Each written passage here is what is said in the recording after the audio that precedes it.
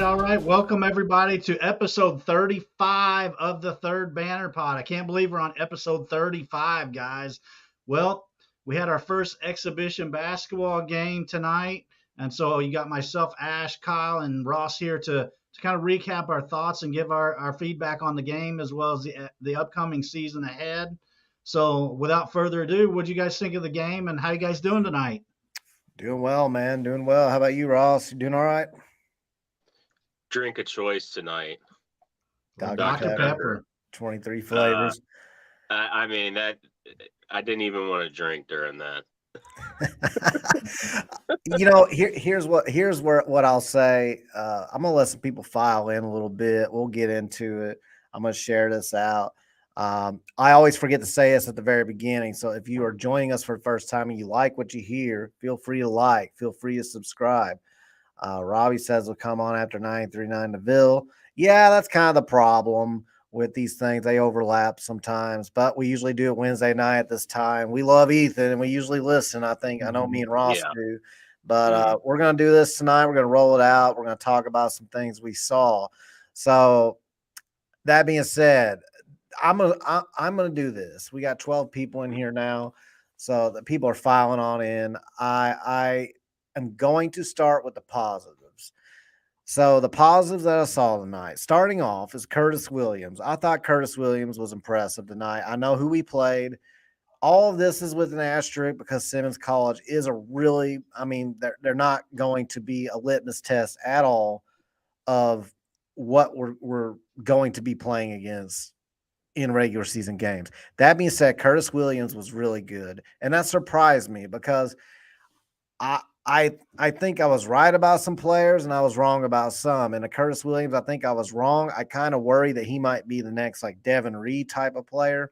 But after watching him play tonight and after seeing some highlights of him in the red-white scrimmage before, I think he can be a really good player. Now, he started slow out the gate in that scrimmage, but he picked it up. Tonight, he looked really good.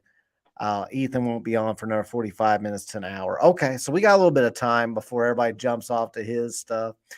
That being said, I thought Curtis Williams was a positive. I thought Dennis Evans was a positive, although I don't know against a team like this. I mean, he was just such a matchup nightmare for a team that they didn't have anybody close to me on matchup with him. But he was a positive.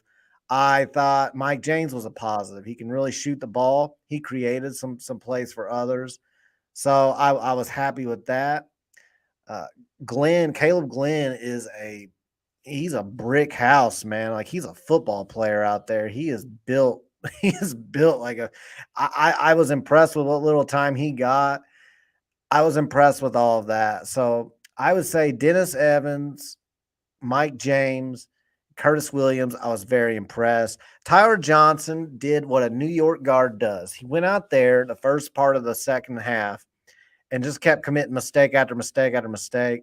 But then as the second half went on, he committed several good plays where he created shots, made some threes, and then created for others. So I did see some things I really, really liked. Those are the things I liked. I'll lead with that. The things I did not like, there were three main things. I think this team's potential rests on Brandon Huntley Hatfield. And I was going to say this before seeing the game tonight.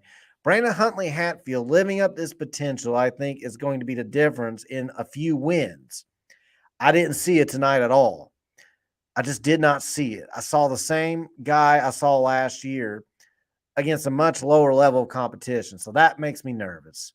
Sky Clark didn't have his best game. I think Sky Clark's going to be okay. I think he's still going to be okay, but for whatever reason, just struggled a bit tonight. And then the biggest thing I didn't like tonight is the same thing we all saw, the amount of turnovers. I'm not exactly sure how many turnovers we had tonight. I lost count. You can't do that against any team. And it scares me that a team like this, this team is not on par even with most exhibition teams that we will play, much less regular season out of conference, and then definitely not ACC level. So what you would hope to see, especially starting the first and second half, are, a big focus compared to last year on protecting the basketball and making sound decisions. I saw a lot of lazy passes, inept decision making with the ball, poor judgment there, and we cannot do that against these other teams. So that is a big problem. And I'll add to the negatives, the start of the first and second halves. I didn't really like it, and I don't know if the guys aren't playing hard in practice, and that's why our best guys weren't playing. I'm with Kenny Payne. You don't play guys that are dogging it in practice. But if it's just that you're playing the guys that practice the hardest, even if they're not the best players, I don't know if I buy that. I think you need to put your 5 best guys out on the court. I want to see White and Sky Clark out there together starting games. That's just me. That being said, I just took a couple of minutes. So, Ross, what'd you see? I mean, you hit on a lot of the same things that I was gonna say. I mean, ultimately, the freshmen look like they have a good feel for the game. Again, yeah, it's Simmons isn't a good litmus test, and I think we're gonna see, a lot of these guys and their weaknesses get really exposed as we start going up in competition. That being said, you at least can see why they do belong here. Why, like they have upside, and it's something to get excited about. Um, all the freshmen. I mean, really, I every single one of them I felt like brought something tonight. Maybe the best offensive possession we had was with Tyler basically running everything in that half court set. I don't remember how much time was left in the second half, but he kind of probed and got into the lane once, kicked out, reset, got back up to the top of the key, got the ball again, went down the lane, kicked out, found an open shoot. Like, it was like by far, I thought, the best offensive series we had in the entire game. So, Caleb Glenn is aggressive. He likes to get after it. Dennis Evans obviously has some physical gifts. As you start playing against big men that are closer to his size, more experienced, he's going to get exposed a little bit. Curtis Williams, really nice feel for the game. He just seems to know how to get himself into spots to where he can make plays. The troubling thing to me was to hit on the turnovers. It's a lot like last year. Every time we tried to get into the lane, when we try to dribble into the lane, we turn the ball over a lot. And it's either we're dribbling it off our hip, off the side of our leg, or we're going too fast and we get ourselves caught in the air, and then we try to make a stupid pass because we know there's nowhere to go with the ball. So it's a lot of the same stuff from last year, but it's one game. So they didn't play great. And, I don't come away with that with a great feeling, but again, they still won by 40 something points and they didn't play great. So, Robbie, we're relaxed, man. I don't yeah, think we're being too harsh at all. I mean, I listed about yeah, 7 or 8 positives, man, I think, and then 3 negatives. So I know now, a psychology background, it takes 6 positives to outrule 1 negative for an average human being. So you say 1 negative thing, people focus on that, not the 6 positives. Look, it wasn't a perfect game by any stretch tonight. We can't not point that out. I think there were things that were good tonight. There were things to build upon tonight, and I think we're touching on those. I also forgot to mention we did some full court pressure. I really like seeing that. So that's something that I didn't see at all very much last year. We saw it. Of course, it was Simmons College, but the full court press, it's good to see some of that. I've always thought we should emulate Florida State and their long athletic teams, and that's something they do. They press at the right moments. So I was glad to see that. So that was good to see. Ash, I don't know if you had, speaking of positives, I know you said you liked some of the things you saw tonight. So what do you think? I just want to jump in here real quick, and One of the players that I wanted to kind of hype up a little bit was Mike James. I mean, the first half, really, if we had kind of spread out the way we played this, the second half of the game and the end of the first half, we kind of spread that out throughout the rest of the game. I think we'd be feeling a lot better. But that first 10, 15 minutes of the game where, man, it just felt like we weren't ever going to score, I think kind of set a tone for the game.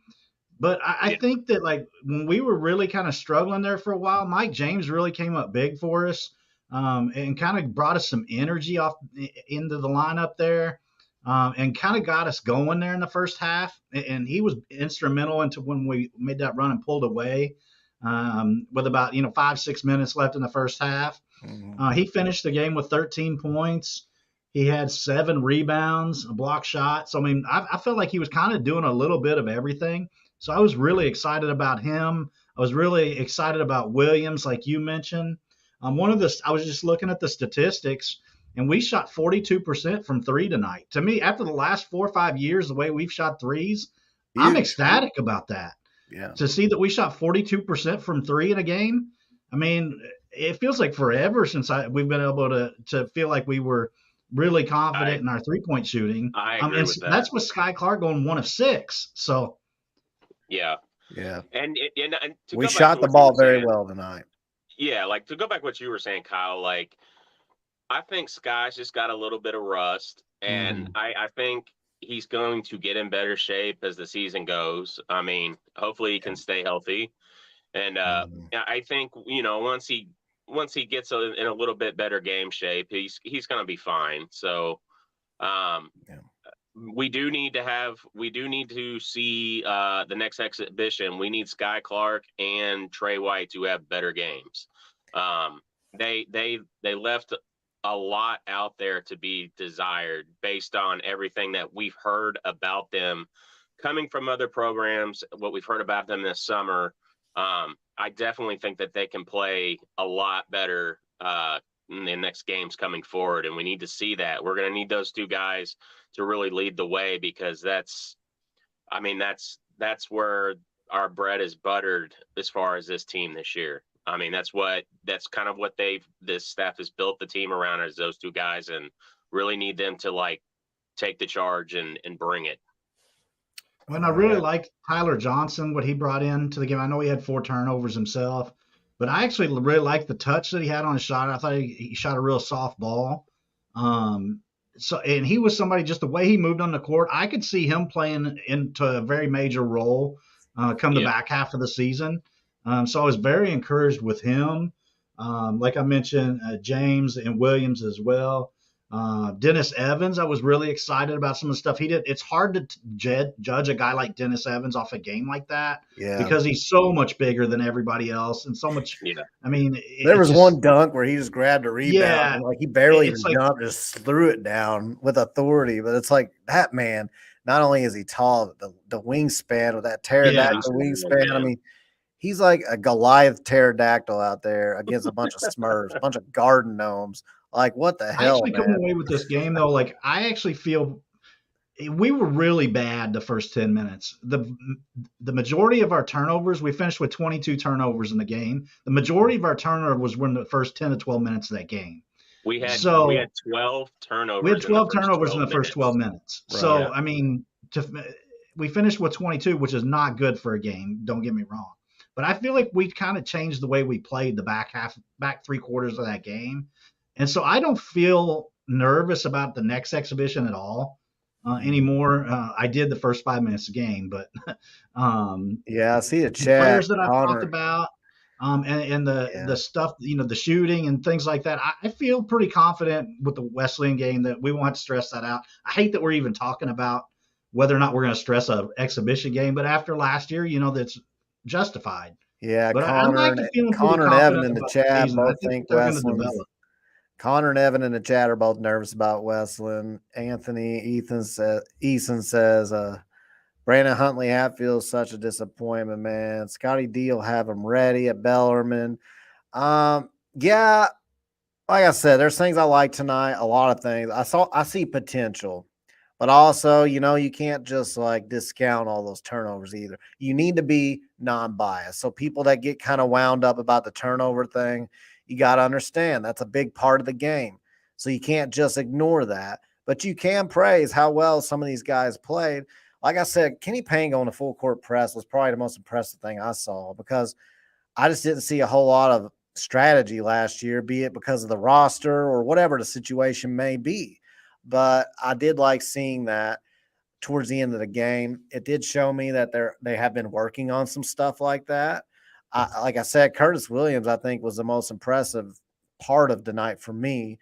I think because I didn't know really what he could bring. And I mean, I know it was Simmons College, but the man, he can shoot the ball. I knew that, but I always worry, like, is he going to be a guy that just stands in the corner until somebody passes him the basketball and just sits back there, and the only thing he can do is shoot threes?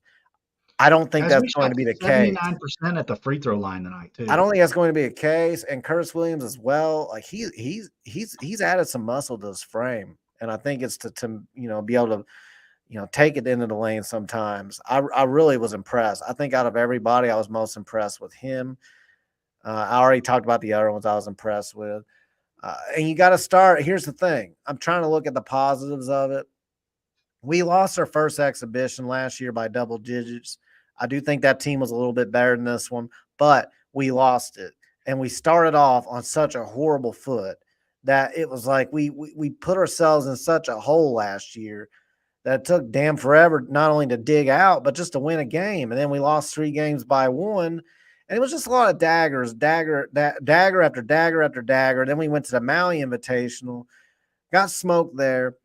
My hope is by starting off with a 41 point, I think it was 41 points, but I can't remember the exact score, 40 something point win against our first exhibition team this year. It's a building block. It wasn't perfect. It wasn't close to perfect for who we face, but it's a building block. It's something where these guys know what it's like to win. It's not going to take them 10 games to win like it did last year, however many it took. So you got to try to find the light at the end of the tunnel with some things, despite seeing a lot that needs to be improved. I mean, obviously, you can't go out there against Duke and have 22 turnovers. We know that. Hell, you can't go out there against IU if we play them and have 22 turnovers. But what you can do is take this game and say, look, we're starting off on a better foot, and we have more tools than we had last year. I can tell. It's just putting them all together. I do think Kenny Payne needs to put the best 5 out there to start, unless they're dogging it in practice, and that's why they didn't start. If that's the case, I completely side with him. Doesn't matter how good you are if you're out there BSing in practice. But if he's doing this thing where I don't know what he was doing, I don't know. I'd like to hear, hopefully maybe in the post game, he'll answer why like Trey White and Sky Clark weren't starting together. I'd be very curious why that was. Did you all feel? I don't know if you have the stat on this there in front of you, Ash, but did you feel like Trey White played a lot less minutes in the second half? He played 16 minutes overall. I don't know how many he played each half. He seemed like he played a lot less minutes in that second half, especially after the under 12 minute Well, mark. he had 4 turnovers, so Yeah. I noticed that, and I noticed that going back to the first half too, when we stopped kind of doing the platoon rotations and just kind of started subbing players instead of whole rotations, that's kind of when we really went on that run to end the first half. So I don't know what to really take out of that, because again, you still didn't have all your same 5 people, like your best 5 people out there, but it just, to me, it showed, it stood out to me as far as it seemed like we stopped turning the ball over as much, and maybe something that was that precipitated the turnovers was like these guys knew that those rotations were coming, so they were pressing and they were trying very hard just try to get theirs in because they knew they were coming out at a certain point, So I don't know. I'm throwing stuff against the wall, but it just seemed once we kind of got away from those full rotations in the first half that we stopped turning the ball over as much, and that's kind of when we started settling in and started playing a little better and started pulling a little bit of a lead. So Yeah, the platooning strategy was interesting. That was something I didn't see coming, but I'm with you, Ross. I feel like when we got away from doing that, we played better. But it's a small sample size, obviously, and there's a lot that goes into the first game too, such as rust and all that. Robbie, thank you for subscribing. Appreciate that. If you're listening for the first time, like what you hear, feel free to like and subscribe. We appreciate it. yes, Ash, sir.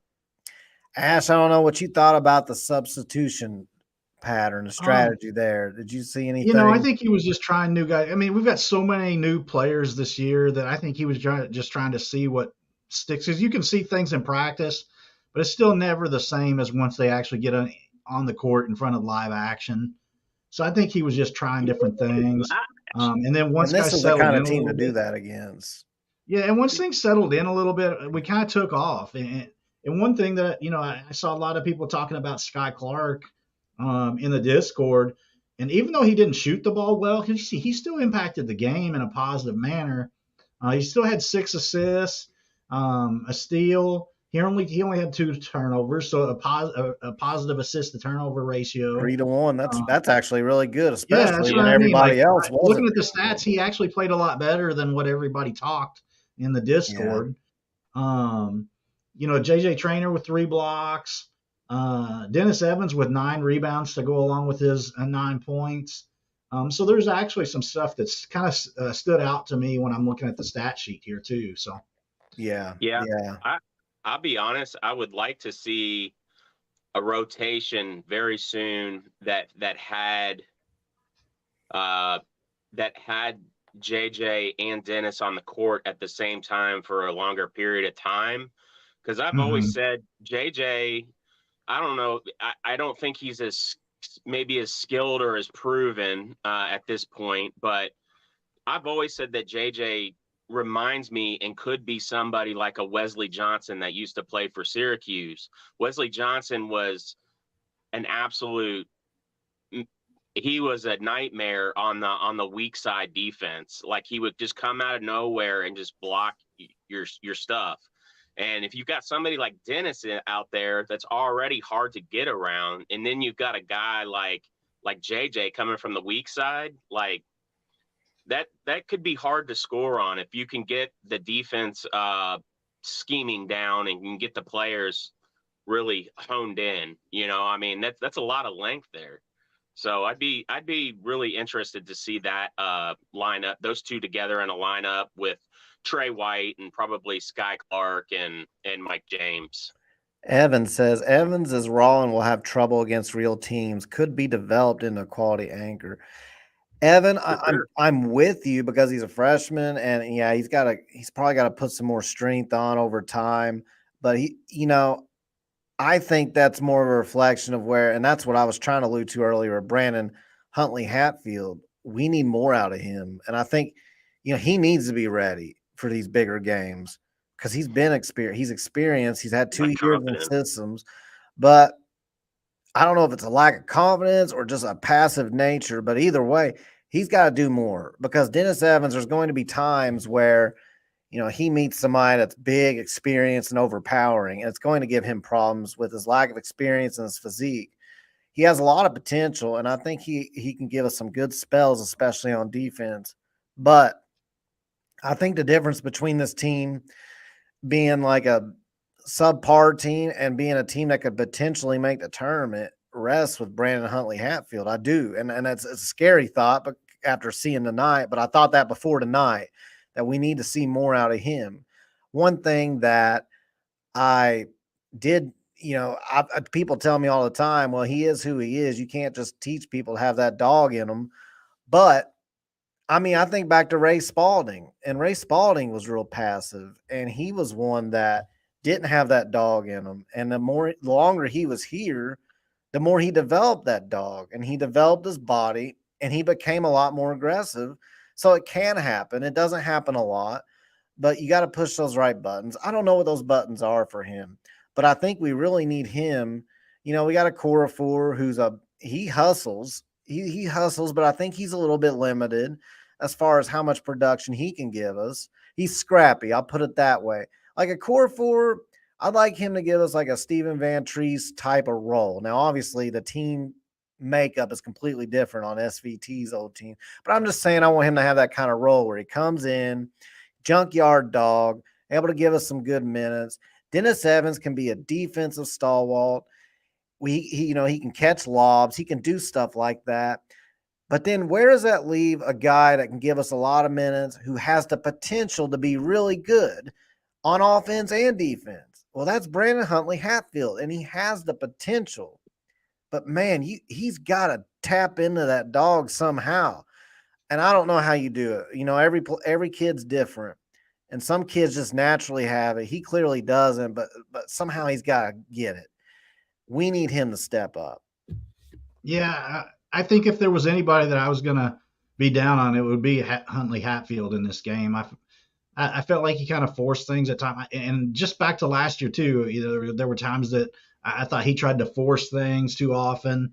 But getting into that junkyard dog type of mentality that you mentioned about wanting to see with him, there was one play with Caleb Glenn tonight that I was really impressed with him.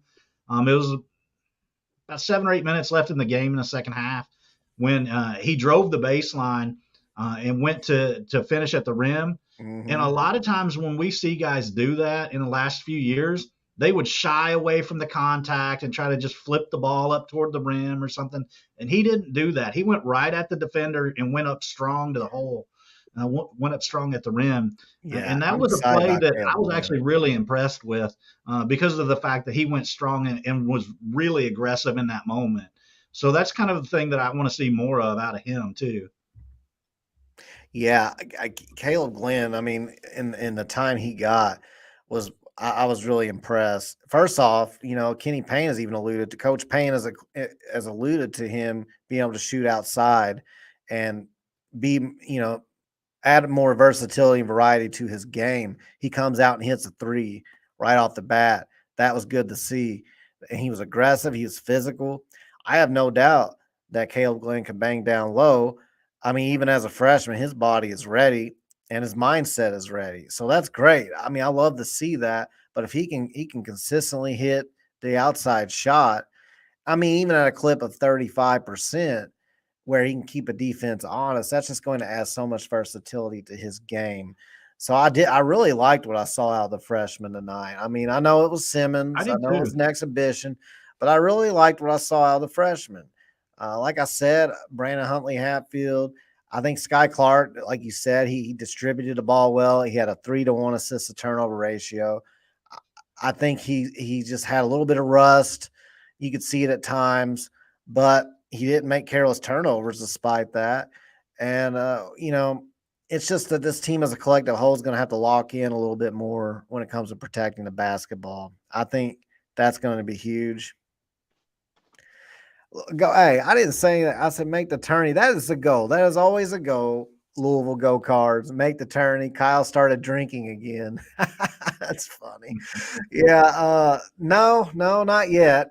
But I will say that should always be the goal. And I'm saying if we are going to reach our maximum potential, then we need Brandon Huntley Hatfield to step up. My goal is always for us to make the tournament. It's been too damn long since we have. So that's where I put the bar. That I can't speak for anybody else. Not saying we will or we won't. I think we'll get into the predictions for this basketball season. We'll get into those in a little bit. I think Ross is having a lot of internet connection problems, by the way. He keeps popping in and out. I don't know what his deal is. There he is again. So what's going on, man? Well, we just like to chalk it up to Spectrum. So thank you, Spectrum. Yeah. With your great service. Anthony brings up Tyler Johnson has the potential to be a pesky, a lockdown pesky defender. I noticed that too. And Tyler Johnson was somebody that I was kind of thinking the same. I was really impressed with him and his athleticism and the way he carried himself on the court tonight. Yeah. I am really looking forward to seeing him paired with Sky Clark in the backcourt at some point. And even perhaps going with a lineup that has Sky, Tyler, and Trey all in the game at the same time at some point. just to see what that lineup would look like. I think that Sky and Tyler together in the game could actually be a problem for some teams and pose a matchup issue. So I was really impressed with Tyler. Yeah, Tyler, I think he's going to be good, man. Tylosaurus Rex. So, yeah, no, I like he was definitely the way he had active hands on defense. Like you said, just the way he kind of moves out there, he looks like he belongs out there, you know. So, it was really good to see, and Mm-hmm. it, I I mean, again, there's a biggest takeaway as far as positives in this exhibition. It is the freshmen. I mean, it's hands down the freshmen. There's a as I was saying earlier, there's a lot of things to see as to why there is excitement there. So, I know it's all woulda, coulda, shoulda. He's not part of this team, but be curious to see what Trenton Flowers would have done out there tonight. Oh, well, you know what? That transitions me. Ash has a sign for people listening later on. It says, "We are making the tourney." All right, Ash is all in. So I did want to get into that. I wanted to get into basketball predictions, and it's not just based off this one game. You know, we know the roster. We've studied the roster. We've talked about it on here off and on. You know, I'm not going to take this one game as anything other than like kind of seeing how these guys gel together and the potential that's there. So that being said, obviously the variables that you can't control are injuries, and assuming that we all stay healthy, I really think the positives of this team are going to be the athleticism, the interchangeability of shuffling guys in and out. I think we are going to take the Florida State type of mold as far as those old teams that some of their better teams last year obviously was a outlier for them, but the years before that when they were dominating Chris Mack and they started to give Rick Pitino's team some problems, even though I think people misremember Rick Pitino actually had a really good record against Florida State even with Coach Leonard there. But they started to give us problems the last few years. They made some runs in the tournament. I think those are the kind of teams we need to emulate as far as pressure on defense, as far as interchangeability at the guard positions, length. We saw some good shooting tonight. I hope that carries over against really good teams. If we can shoot like we did tonight, that would be tremendous. We shot 42% from three. I don't think we're going to be able to see close to that standard as the competition gets better. The players that we play against play better defense, and they can test those shots more. They're taller, they have more length. They're going to disrupt some of those shots. They're going to jam those screens at the top of the key. But if we can stay around the 36% tile, 35, 36% from three, that would be great. And I think we could do a lot of damage because we have the ability inside with Dennis Evans, Caleb Glenn spotting us some minutes. I think he can bang down low. A core four, like I said, junkyard guy. You're Evan. Sorry. But some bugaboos I think we're going to run into are the turnovers. I think that's going to be a lingering issue. Unfortunately, I didn't see anything tonight to dissuade me from thinking that's going to be a major problem going forward.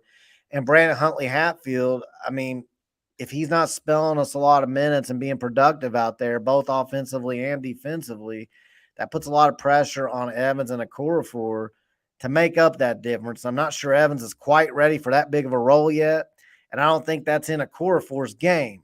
So all that being said, I know people are concerned and they say, you know, the worst thing that could happen is if we win like 14 to 16 games because it's progress, but we still don't make the tournament. So then where do we go from there? Do we go with a new staff or do we give the staff a chance? So a lot of people are saying we either need to be really good and make the tournament, or we need to just be so bad that it's obvious we need to make a decision at the end of the season to move on. Well, unfortunately, my prediction is that we are going to win somewhere in that 14 to 16 games. I'll put the over and under right at the 500 mark. I think that that's what I see out of this team. It is improvement from 4-28. The question, and you know, everybody's going to debate, is going 500 this year enough improvement to justify year 3?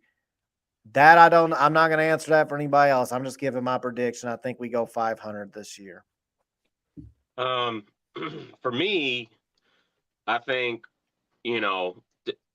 depending on the kids' effort, depending on the kids' attitudes, the morale that's in that locker room is going to be more of a determinant factor of,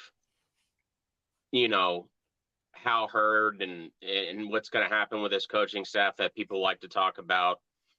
I think, if you start seeing some of those types of things, like there were a couple times, I'm not going to lie, I was very disappointed. We would turn a ball over when we got in the lane. And there was literally one time it was in the first half, we got in the lane, we kind of just lost the ball or it got poked out. Our guy literally turned around and looked at the ball and just let the Simmons players go for it. There was no effort there at all to even go for the ball. To me, that's probably the biggest red flag I saw tonight. Now, if you start seeing more of that and you start seeing more players moping around on the floor like we saw a lot last year, that's going to be a conversation to be had. There's no way around that. So I don't want to think about that right now, though. I want to see how it's going to turn out. I want to see how it's going to play out. I could see a situation where these guys, they start getting some wins under the belt and they kind of start getting a little bit of confidence. I could see that.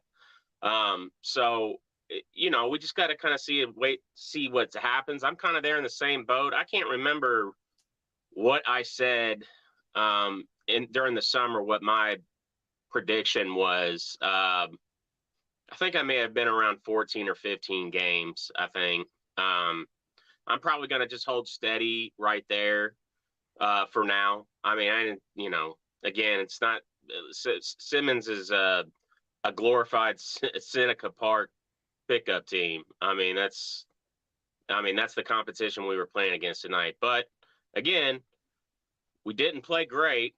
There's a lot of things to work on. We still won by 41. So, Ash, yeah, you already kind of gave your prediction away. Explain why you think we make the tournament this year, which means we win no less than 20 games and maybe more. So here's my thing: if we would have last year's team started out tonight's game the way that the game started tonight, there's no way we score 90 points and win that game by 40. That team would have folded, and there's a chance they may have lost that game last year. But the way the team tonight kind of came together, regrouped, and then just poured it on the last 30 minutes of that game, that to me is encouraging that they didn't just kind of start pressing or just everybody looking out for their own. There was a possession midway through the second half that I want to point out where we moved the ball around. They made 4 passes and then found Tyler Johnson in the corner for a 3 that he made. That I haven't seen us share the ball that well on a half-court set in a really long time. Where when that play happened, I actually jumped out of my seat because it was such an unselfish possession that I can't tell you the last time I remember seeing a Louisville team do that. Those are the type of little things that you see in a game like that really are encouraging to me. And the other thing that I mentioned over the summer, even last spring when we were talking about where the remaining scholarships were going to go, and I wanted a shooter to get those remaining scholarships.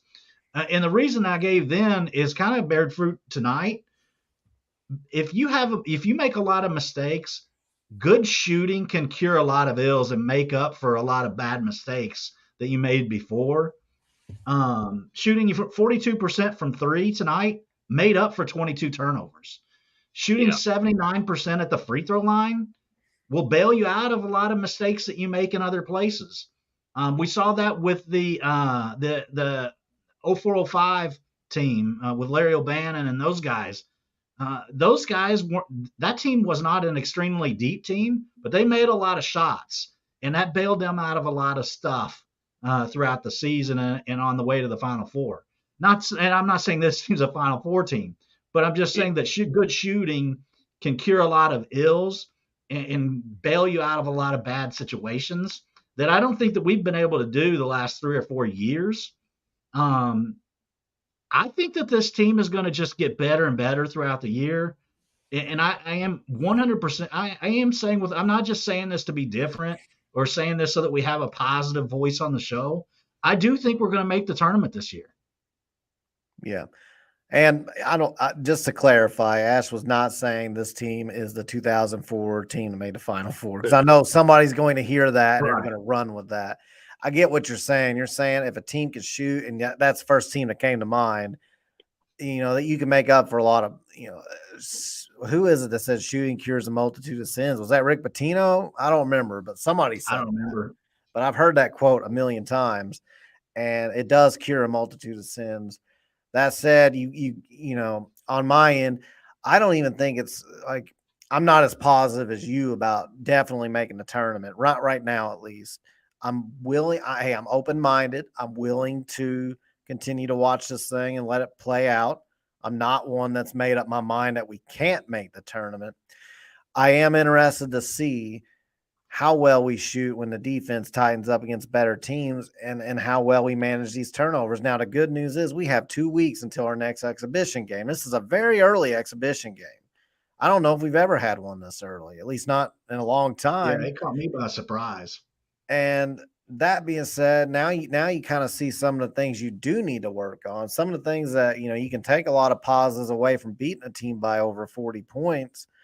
But then you can also look at it and say, look, we got 2 weeks to tighten up some of the decision making out there, to kind of get an idea of who our starters are going to be. Because Coach Payne before the game, some people get mad when I say Kenny Payne. I do the same thing with Jeff Brom. I did the same thing with every other coach. I call them their first and last name. Coach Payne, I'm not trying to be disrespectful, guys. That's a habit I have. But Coach Payne, I remember when he said before the game that he didn't have starters picked out yet. So I'm just kind of curious if this game gave him any idea on where he's going to go from here. If against Kentucky Wesleyan in our next game, if we have a better idea of who those starters are going to be. Because I think I can't speak for anybody else, but I was surprised Trey White wasn't starting tonight. When I saw he wasn't on the list, and then Curtis Williams was, that surprised me. But, I will also say this, who played better tonight between those two? And I feel like it was Curtis Williams.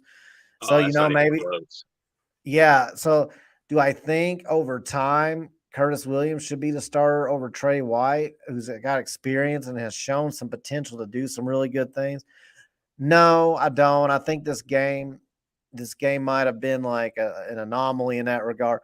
But with that being said, the guy he started tonight did outplay the other one. So I do think that, at least tonight, you can't really – I kind of question it just because of before the game, I wouldn't have guessed that. But then after the game, you look at it and you say, well, okay, maybe he does. Maybe that's the right decision, at least for now. Because, Curtis Williams did not do anything tonight to make me question why he started once I saw him out there. He like I said, the most impressive part of this game for me tonight was him. Mm-hmm. Yeah, and it's, some of that has to do with expectations. There had been some rumors flying around. I will say that, during the summer that Curtis was the most impressive freshman, in a lot of the practices. At least little things that I had heard from different sources. But anyways, he definitely showed that tonight. One thing I was not expecting tonight that we've already hit on was the 3-point shooting. I'll tell you, that was one of my biggest red flags looking at this team and looking at the roster, how it was, put together. I'm like, this is good. This is positive movement. We've got guys that can penetrate, especially after we got Tyler.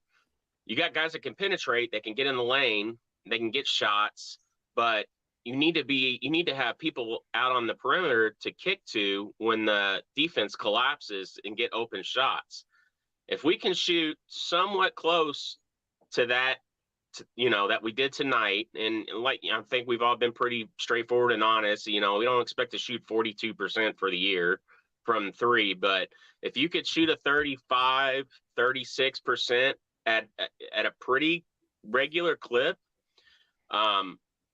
yeah, I think you're not wrong, Kyle, that, teams will start closing out a lot of those shots. But again, we have guys that can get in the paint if the lane's going to be wide open. So I don't have any doubts that Sky and Tyler would get there. And then you've got some bigger bodies that you can maybe, throw some oops up to, and, have some guys that hopefully they want to be in there and they want to bang, and they've got the right attitude. I mean, looking at you, BHH, like, I mean, Yeah, we need man. to see better body language, man. I mean, I don't know.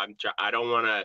Again, you don't want to crap on anybody or praise anybody too much after a game exhibition like this, but like that was very discouraging what we saw from him tonight. But Okay. Aaron Stainbrook, I want to allude on that. He said Kenny said he would like to see Curtis pass the ball better. Aaron's my nephew, so I'm glad he could join. I think that might be his twin brother down here, actually. Aaron and Andrew Bible study, but it might just be Aaron on both accounts. That being said, I did want to ask, since he brought up the press conference. I don't know. Answer you. I can't log into. I don't remember my Twitter password. It's embarrassing. I know it's on my phone. I don't know if somebody can log into Twitter and we could pull up the Kenny Payne Louisville men's basketball official Twitter and pull up his press conference and just kind of review what he had to say about it. Since Aaron brought that up, I'm kind of curious what some of his takeaways were. We pull it up on YouTube if we could, but that's how we get the feds coming after us. Like last time when they shut us down because we had a YouTube highlights on too long, so we can't do that. Aaron said it's me on both. Okay. That being said, we'd like to pull that up. It's only about 9 minutes long because I saw it on there. Like I said, I pulled it up myself if I could remember my password. Let's see. Some of these guys are talking about football in here. We did do a football post game after the Pitt game. We got a bye week. Not really going to touch on that tonight. We're gonna keep this basketball. We'll be back to football. Don't get me wrong, guys, but we got the bye week. We said everything we really want to say about that Pitt game. I'm kind of ready just to forget that game ever happened. were you able to find it, Ash? Okay, you want to? Yeah, I got it here. You guys ready? We're ready. Yeah. All right, For anybody that know, we're going to watch the Kenny Payne press conference and just kind of comment, stop it, and react to it as we go. Take me a second here to pull it up. All right. That being said, guys, feel free to like and subscribe to the channel if this is your first time being on here. Yep. I thought that game was a game that we needed to build off of, a game that we needed to be able to identify and evaluate what guys can comprehend, what concepts. At the end of the day, I felt like I needed to know as a coach. Does that get any louder? Like, who can I count on to be disciplined? Who can He I talks count kind on of to quiet. make plays, to execute? And that was, for me, the disappointing thing. I knew they were nervous going into the game. Had nothing to do with no disrespect to Simmons, but more to do with playing in front of people for the first time, playing an opponent for the first time. And I wanted them to embrace being anxious about that. But I thought it would fuel them to play with a sense of urgency that we didn't have. But at the end of the day, we evaluate that and we evaluate, how many guys can I count on? Is the number 7, 8, 9? I want the number to be 12, 13, 14. It may not can be that. So that's for me, the great thing is that I get to identify who is who and who can help us. I don't like hearing that. Questions? Hold on, can you stop that for a second? I don't like hearing that he may only have 7 or 8 guys and he's still trying to figure out who he can, who's bought in and who's not, because all we heard this offseason was that all these guys were bought in. So I hope it's just kind of a reaction to maybe being a little disappointed in the first game. So I don't want to take too much away from that. A little bit concerning, though. Well, I'm okay with him showing a little bit of disappointment if he is disappointed in That some of part's the. fine. Yeah, that's not it's more like, well, I don't know if I'm going to have more than 7 or 8 guys that I can fully buy in. Like, I don't know. The way he said that, it's like, hopefully some of your guys just had a bad game, because, I mean, all offseason we've heard that all these guys are bought in. And that, this team's doing so much better. So you got to have more than just a few of them that are you can rely on and trust. That's, I don't know. And maybe I'm misunderstanding that, Anyway. Line between wanting to see new people, new combinations, and wanting people you're going to count on being out there playing together. I think I draw the line by telling them beforehand that I have 12, 13 starters. You're going to determine how I evaluate who I roll with.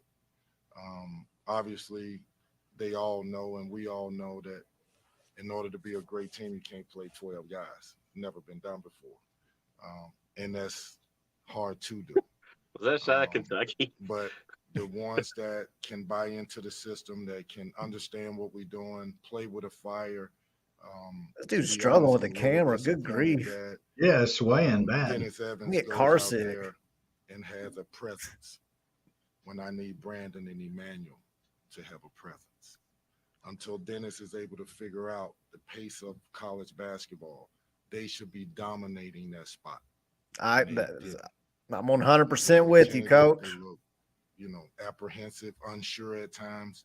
That bothers me. Kenny, it seems like Curtis is one of those guys that has bought in, and he showed some fire early. Can you speak to his versatility and what he can do on the offensive end? I like the fact that Curtis learned a lesson from the blue-white or red-white game to this game. I like that because he started that first half off and he was playing to score, right? And then the second half, he got a couple buckets in the flow. Tonight, it looked like he was playing in rhythm. He didn't force shots. Yes. I need him to understand that's how college basketball is. Now, there's another piece to his offensive game that he has to get better at, and that's passing the ball. And I feel like he'll compete. He's learning. He'll compete. He's not afraid. But I need him to know exactly what he's doing, when and where. Hey, Kenny, the team turned the ball over 22 times tonight. Do you think that was nerves, or as you guys are just trying to throw different groups together on the court together, them trying to get a feel for one another? I think it's more, carelessness, to be honest with you. Unforced turnovers. You got 3 options and you choose the worst option and they get the ball. Trey White comes off a handoff and he has a shot. He takes another dribble. He has a floater. He takes another dribble. He has turnover. They steal the ball. Like, teams are going to collapse on us defensively, and we got to know and be willing passers. And when the shot is there, you take the shot, and we got 2 on the glass. Is it just me, or like he was breaking down that Trey White turnover, but I don't remember him going in depth and breaking down how a certain thing happened last year in a post-game press conference all year, like he just did Trey White. The same for Tyler. Like, yeah, play is for you. I like hearing basketball. Screen, I do too. Strategy. I'm actually encouraged by this. Create an offense within your own mind that's not what the other 4 guys are doing, that creates a bad situation. We had a lot of that tonight.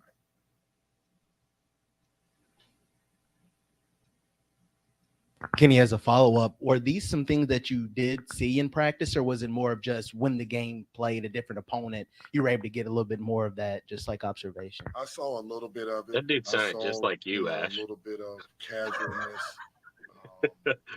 And that's normal when you play against each other from the summer to today. But I'm not making excuses. Listen, they scored 30 points in the paint. Come on. We're big, we're strong, we're athletic. 30 points in the paint, you're not focused somewhere. They scored 20 points off our turnovers. So exactly how good are we? If you're able to win a game by 30 something or whatever the lead was, and you give up 30 points in the paint and you give up 20 points off turnovers, like, focus on being vicious, focus on being desperate, focus on taking care of the ball, focus on taking good shots. And let's see where we end up. If we get a group of guys that can focus on the little things that it takes to be a great team, how good can we be? And that's what I'm trying to figure out. Who can be a part of that? Yeah, Kenny, what was the thought process behind the platooning? Was that something you always were going to do for this first exhibition game? Good questions for I once think by for the me, media. I'm evaluating each player. And I need to know who I can count on. Guys, listen, this is their first time playing in front of and against another opponent, a real opponent, meaning not the guys that they practice against, right? So for me, I got to know, how will Curtis handle this? How will Karan Davis handle this? How will Tylor handle this? How can he run the offense and know what we're doing at all times?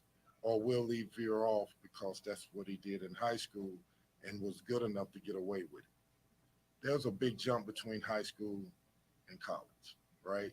So I need to know who I can count on to do what and play within the system and play with discipline. So that, to me, is really what my evaluation was really about with platoon. Finding out which guys can play within the system, breaking down the tape at the end of this and saying, okay, you're behind in this area. Why were you hesitant in knowing this play? Why? How could that be? We walk through the plays every day for 30 minutes. So I need to be able to evaluate when the lights are on, you're playing an opponent, what do you do? Kenny, you mentioned earlier this week that one of the things you were looking out for in exhibition play overall was their level of chemistry, their level of cohesiveness. What were some of your thoughts in this game? The first time playing an actual opponent, it seemed like there were ebbs and flows to the chemistry during the game. I thought you just said it. That was ebbs and flows. I thought the end of the half you saw like what we could be, where we got, I think it was an 18-1 run or something, 24-1 run. That shows that we can be desperate defensively. That shows that we can get out in transition. That shows that we can execute offensively and get good shots. I need this team to be able to do this regularly, and not just in spurts. So hopefully that answers your question. Could you identify anything based on tendencies or personnel as to why it was kind of going up and down the way? I just think that I couldn't, until I see the film, it's hard to really break it all the way down. But, like, to have 6 assists in the first half, and I think Sky had 5 of them, that's not the way we play. I need us as a team to have 15 assists, 10, 12 assists. And guys are going to try to do their own thing at times thinking they can make the play. Okay, but what does that do to your team when you feel like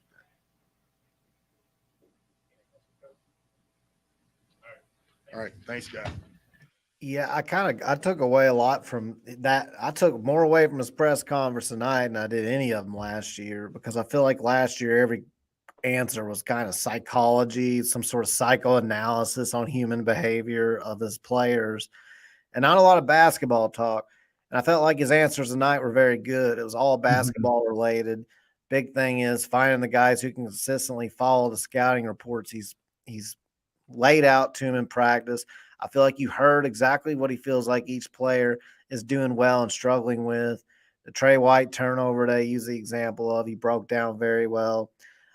The assists, the lack thereof, and how Sky Clark had the majority of them in the first half, especially.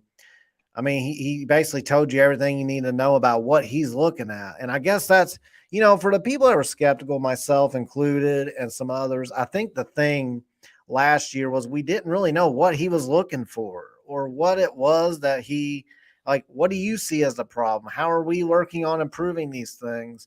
And I never felt like we ever got clear answers, but that type of press conference there gives me some hope because I feel like I mean, it's pretty cut and dry what he's looking for based on hearing that. He's looking for more passing. He's looking for better, quicker decisions. Curtis Williams, I thought he played a really good game, but I didn't even think about him passing the ball more. But he probably did miss some passes out there. So it's good to know that's the kind of stuff he's looking for. The defensive effort in the paint, giving up that many points in the paint is something that they're not supposed to be. They're not, that's something he's going to be focusing on. So he's going to be focusing on protecting the ball, passing it more, creating more opportunities for others, and defending the paint. So I get it. Totally get it. On board. I know where the coach's head's at. Not that I need to know every little thing. I don't mean it that way. I just mean as a fan, sometimes you don't know, like, how are we going to get better? And so that's what these press conferences are for. It's not so we know every little in and out, nook and cranny. We don't need to know everything.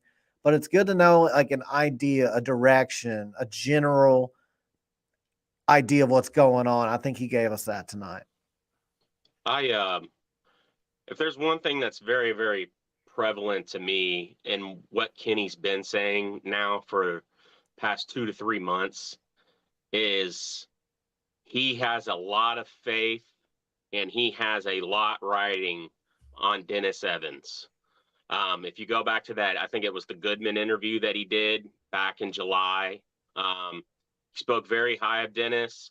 He said that, as the season goes along and he's able to get up to speed and get acclimated, once he does, that's going to be a turning point for this team. He said as much at the end of last week or early this week when he talked to the local media. And he highlighted it there without saying the exact same thing. He said, Brandon Huntley Hatfield and Corfor should be dominating minutes right now until Dennis gets up, to speed, is basically kind of what he said. That's what we were talking about before we even listened to that. So, it's kind of good to hear, like, hey, we're not that crazy and we weren't being negative or critical, because that's what some people would say hearing that. But, the coach just said it and we didn't even know that. And the coach said the same thing. Those guys got to step up. In particular, I think Brandon Huntley Hatfield due to his talent. Yeah, Sorry, Ross, didn't mean to cut you off. No, you're good. Like, here's the thing. If we just get the same Brandon Huntley Hatfield as last year, then he's going to be playing a lot less minutes at a lot sooner in the season than he expects. And it's not what Kenny wants to see either. He wants to see guys out there. I mean, he's absolutely right. Like, that's a Simmons college team that you have physical prowess over as far as athleticism, size, length, speed. You shouldn't be giving up 30 points in the paint. What's more discouraging, though, is seeing more than once Brandon Huntley Hatfield not able to secure a rebound against a much smaller player. I just don't even know why. Like, I watched the play. I feel like he timed his jump right. Like, he's right there and he just gets outcompeted for a ball somehow, like by a much smaller guy. Like, yeah, I thought of a play in particular where I think it was him and JJ Traynor. Somebody jumped right between both of them and grabbed the ball. And I was like, I grabbed a rebound for Simmons, and I was just like, come on, guys. Yeah. Like, got to protect the paint. That cannot be happening. Like, that's going to be a major problem. That's going to lead to a lot of second chance points. And what we saw last year, we saw teams getting 3 and 4 chances on the same side of the court before they'd either score eventually or we'd eventually get a defensive rebound. But you can't do that. You just cannot do that. That is a killer, man. It's a killer. Yeah. So we're, gonna need to see something really, very change in tone and body language and performance and productivity from Brandon Huntley Hatfield coming up in the next few games. All right. Well, I think we got a little bit of an idea of what we're working with, but there's still a lot of question marks when you play a team like this. It sounds like a lot of our thoughts kind of lined up with what Coach Payne said in the press conference. So, that being said, we get 2 weeks off for our next game. I don't know what final thoughts you guys have before we wrap it up. I know, next week we'll be back to talking about football a lot more since, we're in a bye week right now. We had the post game show after the Pitt game, so we don't really want to go back to talking about that. And plus by now on Wednesday, everything that needs to be said about that game has been said somewhere. So we don't want to be a broken record. Go back and check the archive. Yeah. So check the live archives if you want to see what we thought about that about the Pitt game in football. That being said, saw some things we liked in basketball tonight. Saw some things we really need to improve. So we'll see what happens. I mean, it's going to be a very unpredictable year, I think. I mean, I predicted what I predicted as far as the 500 record, but that prediction's not anything that I'm super confident in either. I could see it being a lot better than that if all the stars align. Yeah. I think this is going to be a much improved team. I am very optimistic on the outlook. So I'm looking forward to I actually am really looking forward to the next game. So I wish it wasn't 2 weeks away, but yeah, be glad for that to get here. And it stinks that it's a bye week for football too. It'll get here. It'll be here before we know it. I mean, hell, it's already basketball season now. So, all right, guys. Yeah. I think we're going to wrap this up. Feel free to like and subscribe if you're new to the channel. Hit the bell for the notifications. If that's, if you want to see what time we come on, we usually come on every Wednesday night at about 9:00. But every once in a while, like tonight, we came on a little later, and then sometimes we have to switch it up. But for the most part, Wednesdays at 9, notification bell will remind you. Thank you guys for listening. If you're a first-time listener like Robbie, we appreciate you being on tonight. Until next time, we're gonna wrap up this episode of the Third Banner Pod with a Go Cards. Go Cards, go Kroger, baby.